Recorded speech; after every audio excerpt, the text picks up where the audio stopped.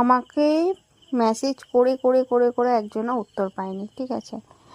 আমি সিন করে রেখে দিই, কারণ সে এমন এমন কথা লিখেছে, তার কি উত্তর দেবো আমি খুঁজেই পাই না। তো যার কারণে আমি তাকে কিন্তু কোনো রকমের কোনো উত্তর দিই না। তো সে আমাকে কালকে রাত্রেবেলা হঠাৎ করে রাগ করে লিখেছে, তুমি আমার কি টেক্সটের উত্তর দিচ্ছ না তো, তোমার মুখোশ আমি টেনে খুলে দেবো। তো আমি ভাবলাম যে চলো মুখোশ খুললে কেমন লাগে আমি একটুখানি নিজে ট্রাই করে দেখি। তো ভিডিওটা বেশ কিছুদিন আগে আমি ক্রিয়েট করে রেখে দিয়েছিলাম, কিন্তু আমি কোনো টপিক খুঁজে পাচ্ছিলাম না, আর এটা পোস্ট করবো সেরকম কোনো ইচ্ছাও আমার ছিল না। তো ভাবলাম মুখোশ খুললে দেখি কেমন লাগে। তো লোককে দিয়ে কেন খোলাবো, চলো তোমার মনের ইচ্ছা পূরণ করে দিলাম। আমার মুখোশ আমি নিজেই টেনে টেনে কিন্তু ছিঁড়ে খুলে ফেলছি। দেখো মুখোশ ছিঁড়তে কিন্তু ভাই ভীষণ কষ্ট লাগে, আর তুমি ছিঁড়লে হয়তো একটু বেশি জোরে জোরে ছিঁড়তে, যার জন্য আমার বেশি কষ্ট হতো। আমার মুখোশ আমি ছিঁড়বো, তোমায় কেন ছিঁড়তে দেবো শুনি।